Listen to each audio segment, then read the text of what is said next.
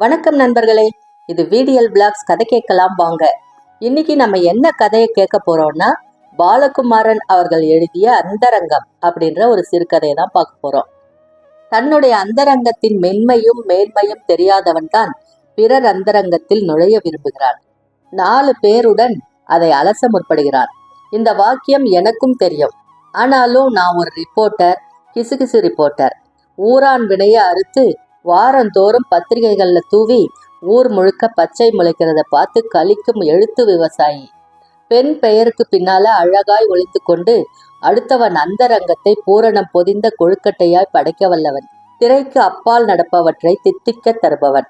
மறைக்க வேண்டியவற்றை மறைக்காமல் வெளிப்படுத்துபவன். வேலை இல்லாத நேரத்துல 5 வருஷத்துக்கு முன்னால விளையாட்டா வெள்ளைத்தாளில் இது அப்படியாமே அது இப்படியாமே அப்படின்னு எழுதி போட பத்திரிகைகள்ல செய்தி வெளியாகி சன்மானமும் உடனே வந்துருச்சு.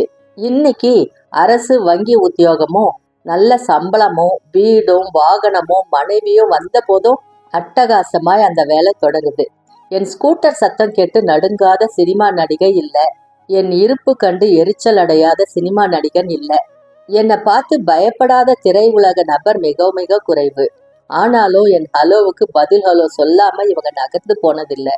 அப்படி சொல்லாததே செய்தியாய் வந்து சிரிக்க வைத்து விடுவாரோ அப்படின்ற பயத்துல என்னை கவனிக்காம விட்டதே இல்லை. சனி ஞாயிறு 2 நாள் விடுமுறைகளிலும் எனக்கு கடுமையா வேலை இருக்கும். நகரத்தின் எந்த மூளைக்கும் போக வசதியாய் வாகனமும் தமிழ் பண்டிதரான அப்பா சொல்லி கொடுத்த அழகு தமிழும் இந்த காரியத்துக்கு பெரும் உதவியா இருந்துச்சு. வடிவான நடிகைக்கும் அழகு என்று முடியும் நடிகருக்கும் அடிக்கடி வாய் சண்டை வருமாம். மலைப்பிள்ளையார் ஊரில் நடந்த படப்பிடிப்பில் இது அதிகமாயிருச்சாம். தயாரிப்பாளரை கேட்டால், பூனைகள் எதற்கு சண்டை போடும் தெரியாதா அப்படின்றாராம். ஒரு நாள் முருகா சரணம் என்று இந்த சண்டை முடிந்து விட்டதாம். என் எழுத்துக்கள் இப்படிதான் பார்வைக்கு இருக்கும். ஆனால் எல்லோருக்கும் புரிந்தது.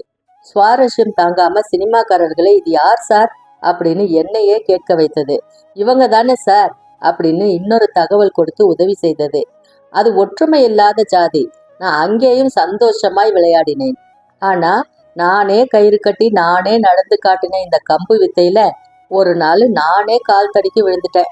மாயவரத்திலிருந்து என் தங்கை கடிதம் எழுதியிருந்தா. பெண் பெயரில் ஒளிந்து எழுதுவது நான் தான் அப்படின்னு அவளுக்கு தெரிஞ்சிருச்சான். அந்த ஊர் பக்கம் இந்த மாதிரி செய்திகளை எல்லாரும் விரும்பி படிக்கிறாங்களாம். அவங்களோட 13 வயது நாத்திக்கு ஷூட்டிங் பார்க்க மிக மிக ஆசையா. சென்னைக்கு வரலாம். ஒரு வாரம் அவளை வீட்டுல வச்சிருந்து வேணுன்ற அளவுக்கு ஷூட்டிங் காமிச்சு ஊர் அனுப்பி வைக்கணுமா. தயவு செஞ்சு முடியாதுன்னு மட்டும் சொல்லிடாத. இது கூட உங்க அண்ணாச்சியால செய்ய முடியாதா? பணம் கேட்டோமா பட்டு கேட்டோமா அப்படின்னு இழுத்து காட்ட ஆரம்பிச்சிருவாங்க. தயவு செஞ்சு என் நாத்தனார நல்லபடியா ஊர் சுத்தி காட்டி அனுப்பு அப்படின்னு எழுதியிருந்தா. ரெட்டை பின்னலும் பாவாடை சட்டையுமா அந்த பெண் சென்னை வந்து சேர்ந்தது. மை தீட்டின கண்ணும் பவுடர் அப்பின முகமுமா என் வீட்டுல வளைய வந்தது. அவசரத்துக்கு உதவும் அப்படின்னு நான் வச்சிருந்த நடிகையர் போட்டோக்களை கத்தரித்து தானே அழகா ஒரு ஆட்டோகிராஃப் செஞ்சுக்கிட்டது. சின்ன வயசானாலும் உடம்பில் வயசுக்கு மிஞ்சி ஒரு காவேரி ஆற்று வளமை தெரிஞ்சது. ஒரு குறிப்பிட்ட நடிகனோட பெயரை சொல்லி அவனோட பழக்கம் உண்டா அப்படின்னு கேட்டது. அவன் ஷூட்டிங் பார்க்கணும், அவன்கிட்ட கையெழுத்து வாங்கணும் அப்படின்னு ஆசைப்பட்டது. நான் வாழ்க்கையில முன்னுக்கு வந்ததுக்கே அவன்தான் காரணம். எல்லா நடிகைகளுக்கும் ஆண்களை பற்றி முன் அனுபவம் இருக்க வேண்டியது அவசியம். அப்படி இருந்தால்தான் நடிப்பு துறையில சுலபமாய் முன்னேற முடியும் அப்படின்னு அந்த நடிகர் ஒரு முறை என்கிட்ட சொன்னான். கையில வச்சிருந்த அமெரிக்க பிலிம் மேகசின்ல இருந்து அதே மாதிரியான ஒரு கோட்டை படிச்சு காட்டினான். இதோட முழு அர்த்தமும் எனக்கு புரிஞ்சிருச்சு. ஆனா இந்த முறைகள் அமெரிக்காவுக்கு சரிப்படும், நமக்கு சரி வருமா? இவன் எந்த அர்த்தத்துல சொன்னான்? எல்லா நடிகைகள் கிட்டையும் சொல்லி அவங்க அபிப்பிராயத்தை கேட்டேன். அமோகமாய் வரவேற்பு இருந்தது. 4 வாரம் தொடர்ந்து சர்ச்சை நடத்தி அவனை நார அடிச்சிருச்சு. ஆசிரியரே போதும் அப்படின்னு சொல்லும்படி ஆயிருச்சு. அதுக்கப்புறம் நான் என்ன எழுதினாலும் ஆவலோட படிக்க நம்ப ஆட்கள் இருந்தாங்க. இந்த விதம் செஞ்சிட்டியே அப்படின்னு நேர வருத்தப்பட்டான். நானும் போலியா அவன் புத்தி கூர்மைய யாரும் புரிஞ்சுக்கல அப்படின்னு வருத்தப்பட்டேன். தொடர்ந்து பல இடங்கள்ல அவனை பத்தி எழுதினேன். அவன் ஒதுங்கின போது நெருங்கின, ஒதுங்கினதையும் எழுதினேன். அவனை தானே பார்க்கணும், ராஜ உபச்சாரமா பார்க்கலாம்பா அப்படின்னு மல்லிகாவ, என் தங்கையின் நாத்தனார ஒரு சனிக்கிழமை என் ஸ்கூட்டர் பின்னால உட்கார வச்சு அழைச்சிட்டு போனேன்.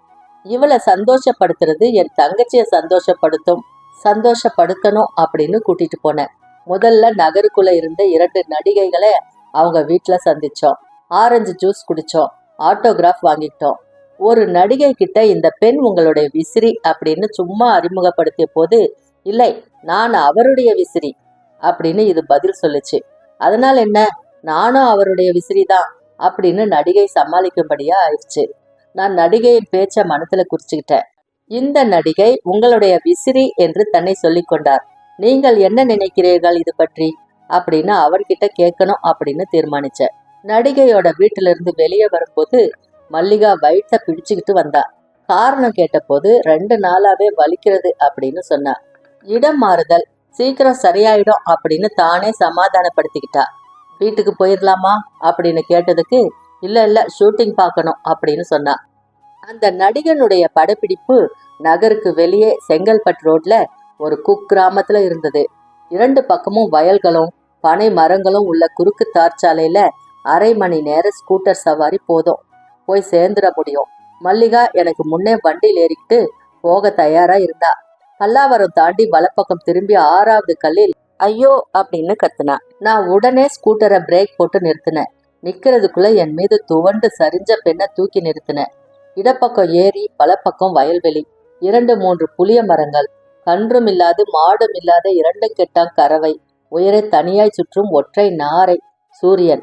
இப்போ மல்லிகா கிட்டத்தட்ட மல்லாந்துட்டா. வலக்கையில பெண்ணை அணைச்சு இடக்கையால வண்டி இழுத்து நிறுத்தி அவள் கன்னத்தை தட்டி விசாரிச்சேன். நெற்றியும் முதுகும் பிடரியும் வியர்வை வெள்ளமா அந்த பெண்ணுக்கு பொங்கி பெருகியது. விழிகள் சொருகி சொருகி சாய்க்க கைகள்ல துவண்டது. நான் மரத்து நிழல்ல மல்லிகாவை உட்கார வச்சேன். கைக்குட்டைய விரிச்சு முகத்தை துடைச்சு கொள்ள சொன்னேன். என்ன மல்லிகா, என்னாச்சு? பசி மயக்கமா? வெயில் கடுமையா? பின்னால உட்கார்ந்துக்கிட்டே தூங்குனியா? என்னமாச்சு? பெண்ணுக்கு சொல்ல தெரியல. அம்மா அப்படின்னு மறுபடியும் வயிற்று அழுத்திக்கிட்டு குனிந்து அழுகிறவளை என்ன செய்யறது அப்படின்னு எனக்கு தெரியல. திரும்பி போயிடலாமா? கொஞ்ச நேரம் படுத்துக்க மல்லிகா. தரையில வேணாம் மல்லிகா, என் மேல சாஞ்சுக்க. தோலை தொட்ட என் கைகளை அந்த பெண் தள்ளி விட்டது. விடு போ, எனக்கு ஒண்ணும் இல்ல, அண்ணாண்ட போ எம்மா அப்படின்னு மறுபடியும் கத்துது. கொஞ்ச நேரம் மல்லாந்து மறுபடி மண்ணில் மரவட்டியா சுருண்டு படுத்தது. இது என்ன ஹிம்ச? என்னாச்சு இந்த பெண்ணுக்கு?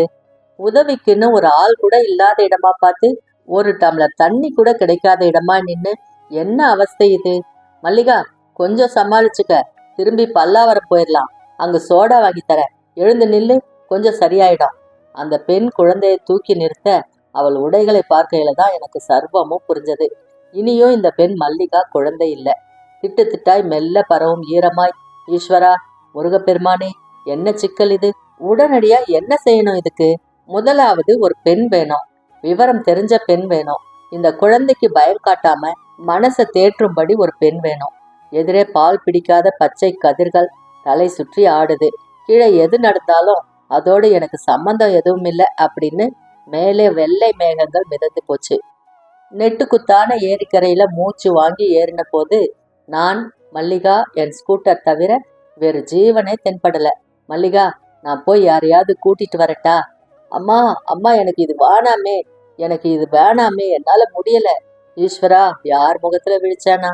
இந்த வேலையில இந்த இடத்துல இது இப்படி ஆச்சு அப்படின்னு தெரிஞ்சா என் தங்கைய சம்மதி அம்மாள் கிழிச்சு போட்டுடுவாளே. 37 ஜன்மத்துக்கும் என் மனைவியை இடிச்சு காட்டுவாளே. உனக்கு தான் அறிவில்ல, ஆம்பளை. உன் பொண்டாட்டிக்கு தெரிய வேணா? இன்னைக்கு வெளியே போகாதடின்னு சொல்ல வேணா? பொண்ணு பெத்து வளர்த்த குடும்பம் தானே உங்களதும். முகத்தை பார்த்தா தெரியாது? ஷூட்டிங் பார்க்க ஊரை தாண்டி கூட்டிக்கிட்டு போனானா. இவளும் சுருக்க வந்துடுன்னு சொல்லி அனுப்பிச்சாலாம். சம்மந்தி அம்மா என்ன வேணாலும் பேசிக்கிட்டோம். இந்த பெண்ணை இந்த பயத்துல இருந்து மீட்க ஆள் வேணும், உடனே வேணும்.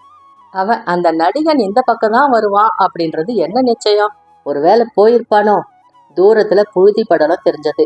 நான் ஏரிக்கரை பாதி ஏறுறதுக்குள்ள அந்த வெள்ளை காரும் ஒளியில் பளிச்சிடும் நம்பரும் அவன்தான், அவனுடைய வண்டி தான். என்ன முருகேசன், ஏன் இங்க நிக்கிறீங்க? வண்டி பிரேக் டவுனா? அடடே, பாப்பா யாரு? இடிச்சிட்டீங்களா? மூஞ்சிய பார்த்தா நல்ல ஃபேமிலி மாதிரி இருக்கே. என்னாச்சு முருகேசன்? பின் சீட்ல இருந்து இறங்கி என்னை நெருங்கிறதுக்குள்ள இத்தனையும் உடனடியா அவனால பேச முடிஞ்சது. அவனால் தான் இப்படி பேச முடியும். துவண்டு கிடக்கிற பெண்ணை ஆதங்கத்துடன் பார்த்துக்கிட்டு இருந்த அவனை பார்த்து நான் விஷயங்களை சொன்னேன். கையை தள்ளி விட்டுடுச்சா? It's natural Murugesh. நான் பேசுறேன் விடுங்க. பயந்து போயிருக்கோம். Nothing to worry. நம்ம கார்லயே வீட்டுக்கு கூட்டிட்டு போயிடலாம். பாப்பா என்ன பாரு, கண்ணை தர. நான் யார் வந்திருக்கேன் பாரு. அடட, பாப்பா நம்ம விசிறியா? வீட்டுக்கு ஒரு நாள் பாப்பாவை கூட்டிட்டு வாங்க முருகேஷ். பேர் என்ன? மல்லிகாவா? டேய் மல்லிகா, கண்ணை தர. என் வீட்டுக்கு வரையா? இது ஒன்றும் இல்லடா, எதுக்கு பயப்படுற? பக்கத்துல உட்கார்ந்து பெண்ணை தூக்கி மெல்ல தன் தோளில் சாத்தி டிரைவரை ஃப்ளாஸ்க்ல இருந்து கூல்ட்ரிங்க்ஸ் கொண்டு வர சொல்லி பாட்டிலிருந்து குளிர்ந்த தண்ணி எடுத்து முகத்தை துடைச்சி சீட்டு விளையாட பயன்படுத்தும் பெரிய போர்வையை மேலே போத்தி முதுக வருடி தலையை கோதி மெல்ல பேசி சிரிக்க வச்சு அனைத்தபடி காருக்குள்ள கொண்டு வந்து உள்ளே உட்கார வச்சு டிரைவரை என் ஸ்கூட்டரை எடுத்து வர சொல்லி என்னையும் ஏத்திக்கிட்டு நகரம் நோக்கி பேயா பறந்தான். இவனையா நான் பெண்களை மயக்குபவன் அப்படின்னு எழுதினேன்? இவனையா நான் மதன காமராஜன் அப்படின்னு வர்ணிச்சேன்? இவனையா நான் மலர் தேடும் வண்டு அப்படின்னு சிண்டு முடிச்சேன்? முருகப்பெருமானே, என் வெட்கம் என்னையே கொன்றது. மல்லிகா, உனக்கு சயின்ஸ் தெரியாதா? உன்னுடைய ஹெல்த் ரொம்ப பர்ஃபெக்ட் அப்படின்னு இதுக்கு அர்த்தம். பயப்படுறதுக்கு ஒண்ணுமில்ல மல்லிகா. இன்னும் வயிற்றுல வலி இருக்கா? டேய் பொய் சொல்லாத. என்னை பார்த்ததும் வயிற்று வலி ஓடியே போயிருக்குமே. சரிதானே நான் சொல்றது? Very good very good. இவனையா நான் நோய் உள்ளவ அப்படின்னு கிசுகிசு எழுதினேன்? இவனையா அருவருக்கத்தக்கவன் அப்படின்னு வர்ணிச்சேன்? அது ஒரு சைக்கிள் மாதிரி மல்லிகா. வேஸ்டான மெல்லிய திசுக்கள் தானா அகற்றப்பட்டுடும். அந்த பொண்ணுகிட்ட ஆறுதலா பேசினான். வீட்டில் என் வைஃப் இருக்கா, என்னோட அண்ணி இருக்கா, என்னை விட அழகா இதை உனக்கு சொல்லி கொடுப்பாங்க. Nothing to worry. முருகேஷ், அண்ணியை கூட்டிகிட்டு போவோம்.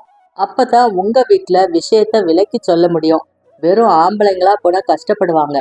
நடிகன் தன் அண்ணிக்கிட்ட விஷயத்த சொன்னதும் அவள் புன்னகையோட காருக்குள்ள வந்து மல்லிகா பக்கத்துல உட்காந்துக்கிட்டாங்க. தோலை கட்டிக்கிட்டு கன்கிராட்ஸ் அப்படின்னு சொன்னாங்க. இந்த குடும்பத்து விஷயத்தையா தெருவுக்கு இழுத்தேன்? வீட்டு வாசலில் வண்டி நிறுத்தி மல்லிகாவோட ஆட்டோகிராஃபை வாங்கி வாழ்த்துக்கள் அப்படின்னு எழுதி கையெழுத்திட்டு கொடுத்தான். சிவந்து நன்றி சொன்ன பெண்ணோட தலையில கை வச்சு ஆசீர்வதிச்சான். இவனையா நான் காமுகன் அப்படின்னு வசப்பாடுன? அண்ணி வீட்டுக்குள்ள மல்லிகா கூட நுழைஞ்சி விவரம் சொல்லி மீண்டும் காருக்கு திரும்புற வரைக்கும் எதுவுமே பேச எனக்கு தோணல. அண்ணி கார்ல உட்கார்ந்த உடனே கார் சாவியை திருக போனவன் கிட்ட மெல்ல நன்றி சொல்லி, இது சம்மதி வீட்டு பொண்ணு, வெளியே இது பத்தி பேசாம இருந்துட்டாதான் நல்லது. என் தங்கை அனாவசியமா ஹிம்சைப்படும், என் ஒய்ஃபுக்கு கெட்ட பேர் வரும் அப்படின்னு சொன்னேன். அவன் ராட்சசன் மாதிரி சிரிப்பான் அப்படின்னு தயங்கி தயங்கி, சிரிடா சிரி, உன் ஆத்திரத்தையெல்லாம் என் மேல கொட்டு, என் முகம் சிரித்து போறத பார்த்து சந்தோஷப்படு. இது வேணும், இது வேணும்டா எனக்கு, சிரி. இல்ல, அவன் சிரிக்கவே இல்லை. நோ நோ, நெவர், யார்கிட்டையும் இது பத்தி பேச மாட்டேன். அண்ணி, நீங்களும் பேச வேணாம். வரேன் முருகேஷ், ஷூட்டிங் கேன்சல் ஆயிருக்கோம், போய் மன்னிப்பு கேட்கணும், வரட்டுமா? நான் மெல்ல திரும்பி என்னுடைய ரூம்குள்ள நுழைஞ்சி அவனை பத்தி புதுசா கேள்விப்பட்ட அத்தனை செய்திகளையும் கிழிச்சு போட்டேன். தன்னுடைய அந்தரங்கத்தின் மென்மையும் மேன்மையும் தெரியாதவன் தான். எனக்கு அந்த வாக்கியம் முழுவதுமா இப்போதுதான் புரிகிறது. முற்றும். அந்த காலத்துல வார பத்திரிகை, மாத பத்திரிகை, அது மாதிரி பத்திரிகைகள்ல நிறைய கிசுகிசு எழுதுவாங்க நடிகர்களை பத்தி. அந்த கிசுகிசுக்கள் எல்லாம் படிக்கிறவங்களுக்கு சுவாரஸ்யமா தான் இருக்கும். அது சம்பந்தப்பட்டவங்களுக்கு எவ்வளவு பெரிய பிரச்சனையா இருந்திருக்கும். மீண்டும் அடுத்த ஒரு நல்ல கதையோட உங்களை சந்திக்கிறேன். அது வரைக்கும் உங்களிடமிருந்து நன்றி கூறி விடை பெறுவது VDL Vlogs. நன்றி, வணக்கம்.